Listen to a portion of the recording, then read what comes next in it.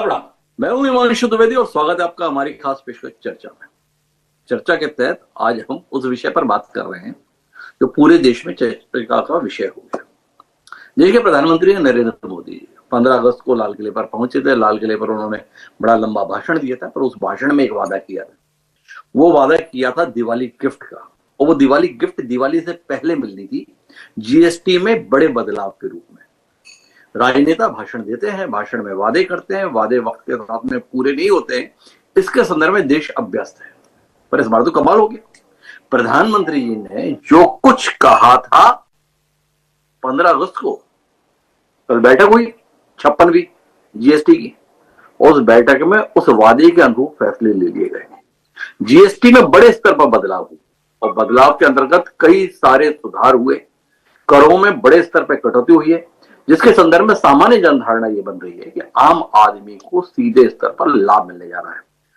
Gabbar Singh tax के रूप में जिसे राहुल गांधी बुलाते थे, जिसमें 5% से लेकर 28% तक के टैक्स स्लैब थे, उनमें से 28% और 12% के टैक्स स्लैब को हटा दिया गया है। इंश्योरेंस सेक्टर से टैक्स हटा दिया गया है। खाने पीने के सामान, घी, दूध आदि सस्ते हो गए। वहीं दूसरी ओर पान, तंबाकू, गुटखा जैसी चीजों पर टैक्स बढ़ा दिया गया है और एक विशेष स्लैब है 40% का, जिसमें लग्जरी आइटम को शामिल किया है। तो आज हमें जानना यही है कि वाकई ये बदलाव आम आदमी को कितना राहत पहुंचाने वाला है। दूसरा जानना यह है कि ऐसी क्या नौबत आन पड़ी जिसके चलते सरकार इतना बड़ा कदम उठाने के लिए मजबूर हुई, और जब ऐसा कदम उठाया गया है तो इसके राजनीतिक मायने आने वाले समय में क्या पड़ने वाले हैं आर्थिक फैसले के संदर्भ में, इसे समझने की कोशिश करते हैं। 3 खास मेहमान हमारे साथ इस चर्चा का हिस्सा बनने के लिए मौजूद है। जैसे भारतीय जनता पार्टी के नेतृत्व वाली केंद्र सरकार ने यह फैसला लिया है, उस पर प्रवक्ता राघवेंद्र सिंह जी हमारे साथ है। हमारे साथ डॉक्टर अजय उपाध्याय जी हैं। इस जीएसटी की बड़ी मुखालफत कांग्रेस करती आई है, इस समय द्वंद्व की शिकार है। इन सुधारों को लेकर क्या कहें, तो डॉक्टर अजय उपाध्याय उस द्वंद्व को हमारे सामने रखेंगे। क्या सोच रहे हैं वो इन सुधारों के संदर्भ में। और इन दो राजनीतिक प्रवक्ताओं के बीच में प्रोफेसर भारती पांडे जी हमारे साथ हैं, जो जानी मानी अर्थशास्त्री हैं।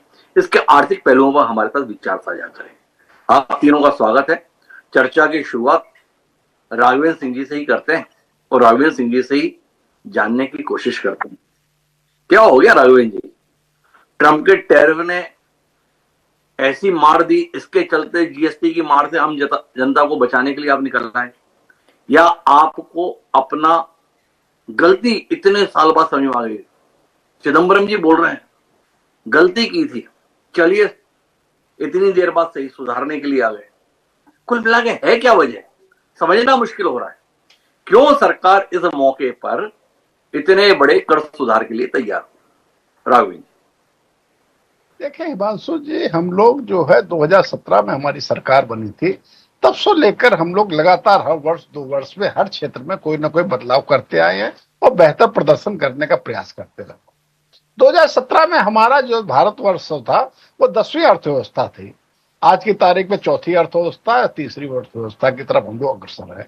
ये तमाम धीरे धीरे हम लोगों ने फेरबदल किए हैं, बहुत से बेहतर काम दिए हैं, बहुत व्यवस्थाएं बेहतर की हैं हम लोगों ने। इस क्षेत्र में भी हम लोगों ने जीएसटी के क्षेत्र में भी लगातार 17 के बाद से लेकर के धीरे धीरे अमूलचूल परिवर्तन करते करते आज इस स्थिति पे आए कि हमें बड़ा परिवर्तन करने की आवश्यकता महसूस होगी। तो इसको लेकर के हम लोगों ने बड़ा कदम उठाया। माननीय प्रधानमंत्री जी ने लाल किले से भी 15 अगस्त को ये भाषण दिया था। उन्होंने कहा था हम लोग जो है भारतीय जनता पार्टी की केंद्र सरकार बहुत बड़ा एक जीएसटी के रूप में फेरबदल करने वाली है, और उसके माध्यम से देश को, प्रदेश की जनताओं को बहुत हम लोग सुविधाएं देने वाले हैं। और उनका जो कथन बिल्कुल सत्य हुआ। आज की तारीख हम लोगों ने 4 स्लैब हुआ करते थे, हम लोगों ने उसमें से जो बड़े स्लैब थे उनको हटा करके 5% और 18% कर दिया है। हिमांशु जी, इसके माध्यम से देश की जनता को बहुत बड़ी सुविधा मिलने वाली है। बहुत सी व्यवस्थाएं ऐसी हैं, बहुत सी चीजें ऐसी हैं जिसमें 0% टैक्स लगने वाला है, बहुत सी चीजें ऐसी हैं जिसमें 5% टैक्स लगने वाला है, और काफी में 18% है। 5% में लगभग 70% चीजें आ रही हैं, कुछ में 18%, और बड़े पैमाने पर जीवन रक्षक दवाएं हैं या बहुत सी चीजें ऐसे जिसमें हम लोगों ने 0% टैक्स की व्यवस्था की हुई है। 5% और 18% के स्लैब में रोटी, कपड़ा और मकान, जो मूलभूत सुविधाएं हैं व्यक्ति के जीवन की, उसको हम लोगों ने लाने का प्रयास किया है। अगर उसमें देखे जाए, राघवेंद्र जी थोड़ा मेरे सवाल पर आइएगा। क्या टैक्स कब किया गया, इसकी जानकारी पूरे देश को है। समझना ये चाहते हैं कि क्यों किया गया। क्या ट्रंप के द्वारा अमेरिका में भारतीय सामान के निर्यात पर 50% का जो टैक्स लगा दिया गया, टैरिफ लगा दिया गया, उसने आपको देश के संदर्भ में यह फैसला लेने के लिए मजबूर कर दिया? यानी ट्रंप का टैरिफ आम आदमी के लिए इतना फायदेमंद हो गया। निर्मला सीतारमण इंकार कर रही है, नहीं नहीं ट्रंप के संदर्भ में नहीं है, पर अर्थशास्त्री कह रहे हैं 7 लाख करोड़ का व्यापार प्रभावित हो रहा है ट्रंप के टैरिफ से, निर्यात संबंधी। क्या करते, इसलिए अब ये राहत पे आए हैं। तो क्या कहें, लोग ट्रंप को धन्यवाद दें या मोदी जी को धन्यवाद दें? नहीं नहीं, माननीय प्रधानमंत्री जी ने काफी पहले इस व्यवस्था की घोषणा कर दी थी, और ये ट्रंप ने जो ये दिया हुआ है, माननीय मोदी जी बिल्कुल चट्टान की तरह खड़े हुए हैं। इस विषय पर भी सुधार की बहुत संभावनाएं हैं। ट्रंप जो है ढीले पड़ते नजर आ रहे हैं हिमांशु जी, और देख लीजिएगा, मैं भविष्य की बात कह रहा हूं, ट्रंप जो है बहुत जल्दी ही भारत को लेकर के घुटने पर आने वाले हैं। बहुत बड़ी अर्थव्यवस्था है भारत को इग्नोर करके अमेरिका भी रह नहीं सकता है। ट्रंप को अमेरिका के अंदर जो विरोध का सामना करना पड़ रहा है, हिमांशु जी, ये विषय अलग है। लेकिन मैंने अपनी बात की शुरुआत ही की थी, आज की तारीख में भारत जो है चौथी अर्थव्यवस्था बनी हुई है, तो हमको जो है अंतरराष्ट्रीय शक्तियों के सामने कदम ताल करना है। राष्ट्रीय स्तर पर हमको जो है एमएसएमई सेक्टर को मजबूत करना है, छोटे उद्योग धंधों को मजबूत करना है, मध्यम उद्योग धंधों को मजबूत करना है। उसके लिए भी कदम उठाना था, देश की जनता के लिए कदम उठाए, देश को मजबूत करना है, चौथी अर्थव्यवस्था है, विश्व के बड़े देशों के साथ कदम ताल करना है। इसलिए समय आ गया, ये कदम उठाने का, कदम उठा दिए गए। क्या कहते हैं डॉक्टर अजय उपाध्याय, आम जनता को राहत देने के लिए इतने बड़े बड़े फैसले लिए गए, अब तो मोदी जी के लिए कालीन बिछाने को आप तैयार हो गए या अभी भी कांटे तलाश रहे हैं? डॉक्टर अजय उपाध्याय। डॉक्टर साहब नमस्कार, आपके दर्शकों को और आपके सभी पैनलिस्ट साथियों को। 8 साल तक तो लूट की, अब दिखावे की छूट कर रहे हैं। सबने देखा जिस तरह से 22 लाख करोड़ की लूट सिर्फ 1 साल में हुई है, और इस 22 लाख करोड़ जो लूटा गया है जीएसटी के नाम पे, किसका पॉकेट की लूट हुई है? मध्यम वर्ग और निम्न आय वर्ग के लोगों का 97% इसमें योगदान है। 22 लाख करोड़ रुपए 1 साल में सरकार ने लूटी। मध्यम वर्ग और निम्न आय वर्ग के लोगों से 97% की यह संख्या है। 3% मोदी जी के कुछ मित्र हैं जिनसे थोड़ी बहुत इस जीएसटी में लिया गया है टैक्स के रूप में। एमएसएमई की बात हमारे साथी प्रवक्ता ने की, बड़ा अच्छा लगा, बड़ी याद आई, बड़े परेशान हैं कि एमएसएमई को बचाना है। अरे एमएसएमई को तबाह कर दिया। 64 लाख छोटे छोटे जो उद्योग धंधे थे इस देश के, वो तबाह हो गए, बर्बाद हो गए, बंद हो गए। क्रेडिट के समस्या से गुजर रहे हैं, उनको क्रेडिट नहीं है कि वह फिर से पुनर्जीवित होंगे। उनके मशीनरी, उनके जो सामान थे, उनके जो प्रोडक्शन थे, वो सब खत्म हो चुके हैं, और ये जीएसटी की देन है। ये बार बार हम लोग कहते थे कि इस पर कुछ रेशनलाइजेशन कीजिए, आपने नहीं किया। सामान्य व्यापारियों को लाभ हानि के बजाय सर्वर टैक्स में लगा दिया कि वो कंप्यूटर में सिर्फ अपना किसी तरह उसको खाली हिसाब खाता बही वो अपना ठीक करने में लग गए। उनको काम धंधे से ज्यादा इसी पे लगा दिया पिछले 8 साल में। आप कहते हैं कि बड़ी लाभ हुई है, तो क्यों नहीं कृषि पर, षड्यंत्रों पर, उस पर क्यों आपने ये टैक्स लगाया? उसको तो आपको खत्म करना चाहिए था। पर अभी भी कृषि षड्यंत्र पर यंत्र जो है उस पर लगातार जो है आपका लगा हुआ है कहीं ना कहीं टैक्स, उसको पूरी तरह जीरो करना था। आपने दही पर भी, छाछ पर भी, पराठे पर भी 18% लगा दिए थे। लोग का पराठा खाना भी मुश्किल कर दिया था। यही तो बार बार हम कहते थे कि क्या कर रहे हो आप। जहां तक बात अर्थव्यवस्था चौथी बड़ी की बात कर रहे हैं, पहली बात तो ये ढोंग अभी मत रचिए, अभी चौथी सबसे बड़ी अर्थव्यवस्था आज नहीं है। जब हो जाएगी तो जरूर हम आपको बधाई देंगे, लेकिन इसमें उन्हीं मध्यम वर्ग के लोगों का बड़ा योगदान है, उन्हीं उद्योग छोटे छोटे। बीच में रोकता हूं डॉक्टर उपाध्याय, ज्यादा परेशान नहीं हो गए आप? ये मोदी जी ने कर क्या दिया? अचानक इतना टैक्स घटा दिया है, समझ नहीं पा रहे हैं भविष्य के लिए क्या बोले, इसलिए अतीत की शिकायतों पर ही आप अभी भी फोकस कर रहे हैं। थोड़ा राजनीतिक मायने समझ पा रहे हैं क्या?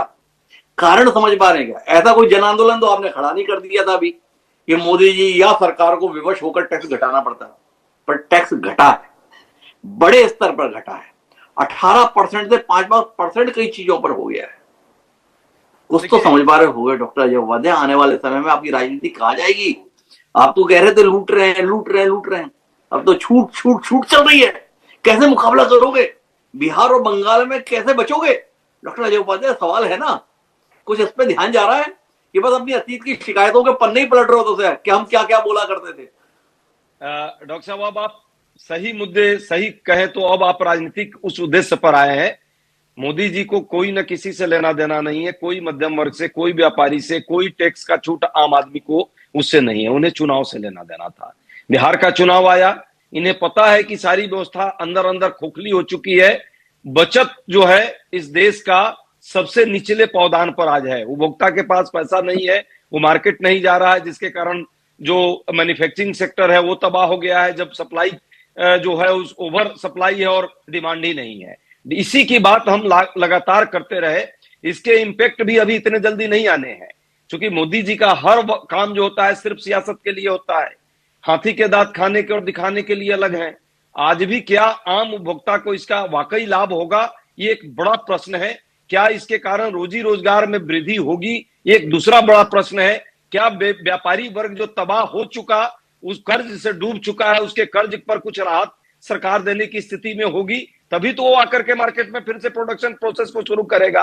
और भेदभाव जो हक को मार करके ये जीएसटी गब्बर टैक्स लगाई थी 7 लाख। उपाध्याय जी सवाल खोज रहे हैं, क्या निकालें जिससे सरकार को कटघरे में खड़ा कर पाए, पर फिर भी कुछ सवाल उन्होंने निकाले हैं।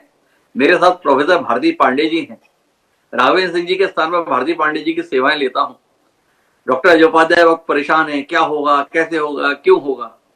भारती जी आप ही बताएं, ये फैसला देश की अर्थव्यवस्था को सुदृढ़ करेगा या वो चुनाव में वोट तो दिला देगा पर आर्थिक दृष्टि से देश को और सरकार को खोखला कर देगा? आपका नजरिया। सर्वप्रथम तो मैं आपको और चैनल को धन्यवाद देती हूं मुझे अवसर देने के लिए। चूंकि मैं एक विशुद्ध अर्थशास्त्री हूं, राजनीति से मेरा दूर दूर तक लेना देना नहीं है, लेकिन चूंकि मैं लोकवित्त की भी मर्मज्ञ हूं, जो कि सीधे तौर पर पॉलिटिकल इकोनॉमी से जुड़ता है, तो मैं चुनावों की बात और किसी की नहीं करूंगी, मैं केवल अर्थव्यवस्था की बात करती हूं। इस समय जो जीएसटी में ये रिफॉर्म लाए गए हैं, जो इसका रैशनलाइजेशन किया गया है, अर्थशास्त्री के तौर पर हम सभी को बहुत दिनों से इसका एक वो था, इंतजार था कि रैशनलाइजेशन जीएसटी का कब होगा। अब ये अलग बात है कि वो चाहे लाल किले की प्राचीर से प्रधानमंत्री जी ने कहा हो, किस कारण से कहा, चाहे ट्रंप का जो टैरिफ है उसकी वजह से कहा, परिस्थितियां चाहे जियोपॉलिटिकल रही हो, जो भी रही हो, लेकिन जो भी सुधार ये रैशनलाइजेशन किया गया है, ये अर्थव्यवस्था को गति देगा। और गति कैसे देगा? देखिए कि जो खपत है, इससे निश्चित तौर पर आप जितनी भी वस्तुओं के लिए, मैं केवल एक एग्जाम्पल के तौर पर आपको बताती हूं कि जिन वस्तुओं पर, क्योंकि तमाम वस्तुएं हैं, अधिकतर वस्तुएं मैं नहीं कहूंगी, अधिकतर में आ रही हैं जो 28 से 18% पे आई हैं, और जो 12 से 5% पे आई हैं या जिनको समाप्त, वो ज्यादातर वस्तुएं जो हैं उनमें कर की दरों को 12 से 5% और 18 से घटाकर 5% पे लाया गया है। ज्यादातर, अधिकतर वस्तुएं हैं। तो निश्चित तौर पर से जो गरीब है उसको तो शायद मैं कहती हूं उसके उपभोग में बहुत अधिक वृद्धि नहीं होगी, क्योंकि उसकी उपभोग की दर ऑलरेडी पहले ही कम रहती है, लेकिन वृद्धि होगी। लेकिन जो सबसे अधिक प्रभाव पड़ेगा उपभोग पर अर्थव्यवस्था में, वो पड़ेगा आम आदमी पर। जितनी बातें, क्योंकि यहां रिपीटिशन करने का कोई प्रश्न नहीं उठता है, क्योंकि जब से चल रहा है विमर्श इस बीच में, तब से बताया जा रहा है कि किन किन वस्तुओं पर, तो कुछ पर 0% है, कुछ पर जो है वो 5% किया गया, कुछ पे 18% किया, और कुछ पर नई स्लैब दर लाकर 40% किया गया। हमारे अर्थशास्त्र में एक चीज कही जाती है, some things are those things are which are necessary evils. जो कि नेसेसरी एविल्स होती हैं, उस पे सरकार को टैक्सेस की दरों को बहुत हाई रखना चाहिए, और सरकार ने संभवतः इस बार ये काम किया है, चाहे वो तंबाकू हो, चाहे वो सिगरेट हो, चाहे वो शराब हो, चाहे और भी जितनी भी प्रकार की वस्तुएं हैं उन पर। और दूसरी बात, मैं पहले 40% की बात कर दूं और उसके पश्चात जो टैक्स दे सकते हैं इक्विटी की कॉन्सेप्ट क्या होती है? जो टैक्स दे सकते हैं, अधिक कर दे सकते हैं, उन पर अधिक कर, और जो कम कर दे सकते हैं या नहीं दे सकते हैं उन पर कम कर या कोई भी कर न लगाया जाए। तो लग्जरी जो है, जो विलासिता की वस्तुएं हैं, उन पर टैक्सेस को हाई कर दिया गया है। तो निश्चित तौर पर एक इक्विटी की कॉन्सेप्ट बढ़ेगी, टैक्स भी उससे आएगा। अब बात आती है कि मध्यम वर्ग पर क्या। मध्यम वर्ग पर जिन वस्तुओं को किया गया है उसके कारण अर्थव्यवस्था में खपत बढ़ेगी। जैसा कि अंदेशा हो रहा था कि संभवतः अगली जो तिमाही है उसमें ग्रोथ रेट कम हो सकती है, लेकिन ये जो उपाय किए गए, जो अधिकांश वस्तुओं पर 22 सितंबर जो कि नवरात्र का प्रथम दिन है, संभावना थी दीपावली से, क्योंकि गिफ्ट देने की बात प्रधानमंत्री जी ने लाल किले के प्राचीर से दीपावली पर कही थी, लेकिन ये गिफ्ट मिला है जनता को, आम जनता को, किसानों को, महिलाओं को। किसी भी क्षेत्र में आप चलें, किसी भी क्षेत्र हो, चाहे रसोई ले लें, चाहे स्वास्थ्य की सुविधाएं ले लें, सभी में लगभग कर की दरों को या तो कम किया गया है। 33 कैंसर तथा अन्य जितनी भी दुरूह किस्म की बीमारियां हैं उनको, जीवन रक्षक दवाओं को पर टैक्स को समाप्त कर दिया गया। दूध, ब्रेड और एक विषय और भारत जी, आपने काफी चीजें बताई, जो बात ज्यादा चर्चा में नहीं आई है लेकिन आपसे बात करने की जरूरत है। केंद्र सरकार कुछ उदार हो गई राज्य सरकारों को उसका वित्तीय हिस्सा देने के संदर्भ में। सरकार जीएसटी के साथ में एक और चीज इस्तेमाल कर रही थी, सेस। कोयले पे 400 रुपए प्रति टन सेस लगाया हुआ था। अन्य चीजों के संदर्भ में भी सेस का उल्लेख होता था, और सेस के संदर्भ में बताते थे कि ये राशि सीधे केंद्र सरकार के खाते में जाती है, राज्यों को उसका हिस्सा नहीं मिलता। जीएसटी में इन दोनों के बीच में आधा आधा बढ़ता था, सेस हटा दिया। क्या वजह रही? सेस हटने से यह बताया जा रहा है कि राज्य सरकारों को अब ज्यादा राजस्व की प्राप्ति होगी। क्यों ऐसा किया गया?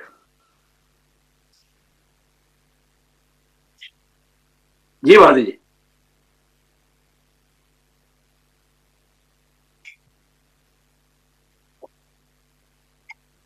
जी भारती जी।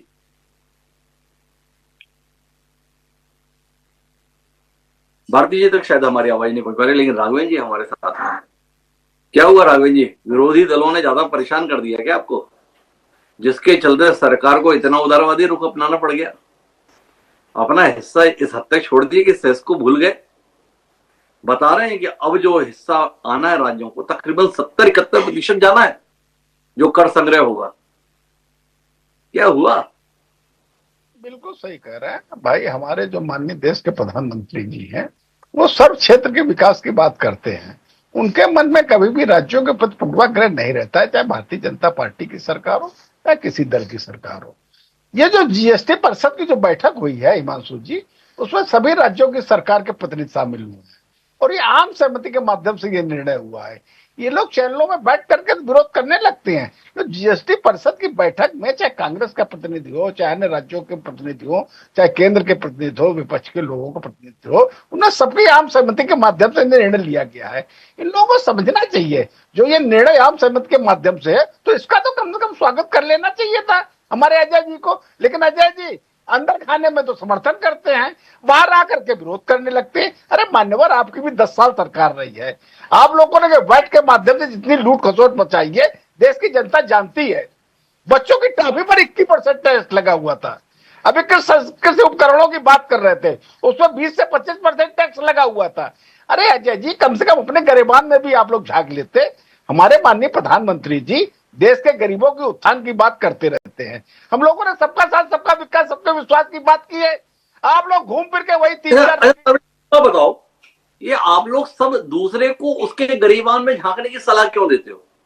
अपने गरीबान में क्यों नहीं झांका जाता? या आप इतनी बढ़ चढ़कर बात कर रहे हो? कुछ क्षमा मांगने का मन है, कुछ अपनी गलती पर खेद जताने का मन है? आप जब जीएसटी लाए तो हेल्थ इंश्योरेंस और लाइफ इंश्योरेंस में भी आपने 18% जीएसटी लगा दिया। 8 साल बाद आप उसे जीरो किए। तब से मांग चल रही थी कि कर क्या रहे हो? हेल्थ इंश्योरेंस और जीवन बीमा, इस पर भी आपको कर चाहिए, इस पर भी वसूली करना है। हर तरफ से आवाज आती थी। 8 साल तक आपने अनसुना किया। इस पर कोई खेद है, कोई दुख है? इसमें गिरेबा में झांकने का मन है या इसके लिए मैं अजय उपाध्याय को कहना चाहता हूँ जरा गिरेवा में झांको? नहीं अजय जी, हिमांशु जी, ऐसी बात नहीं है। हम लोग इसको धीरे धीरे धीरे धीरे सुधार करते करते आज इस स्थिति में लाए हैं। भाई अचानक से इतना बड़ा फेरबदल नहीं किया जा सकता था। हम लोगों ने धीरे धीरे ट्रैक पर ला रहे हैं देश को। इन लोगों ने देश को ऐसी गर्त में पहुंचा रखा था, इतने गड्ढे में धकेल रखा था। अगर एक साथ बहुत बड़ा फेरबदल लाते तो हमें लग रहा हो सकता था कुछ देश का नुकसान हो जाता, हो सकता था कि अर्थव्यवस्था कुछ बेहतर ना हो पाती। तो माननीय प्रधानमंत्री जी, हमारे देश की वित्त मंत्री निर्मला सीतारमण जी बहुत ही सूझबूझ से काम किया है। आज की तारीख में देश को ट्रैक पर लाने का काम किया है। ये लोग जब अपनी सरकार में थे, इनको बेहतर काम करना चाहिए था, तब तो ये कुछ कहने के हकदार होते। इन लोगों ने बैट लगाया, छोटी छोटी चीजों पर बड़े पैमाने पर टैक्स लगाया। मैंने बताया ना, बच्चों की टॉफी पर टैक्स, कृषि उपकरणों की अभी इन्होंने बात की, मैंने बताया ना, कृषि उपकरणों पर 20 से लेकर 25% टैक्स। हम लोगों ने उस स्लैब को बहुत कम करने का काम किया है, 5% से लेकर का काम किया है। राघवेंद्र जी मुग्ध हैं और मुग्ध होना भी चाहिए। हर स्तर पर इस फैसले के संदर्भ में स्वागत की आवाजें आ रही हैं। पर अजय उपाध्याय जी, आपकी पार्टी इस संकट से कैसे उभरेगी?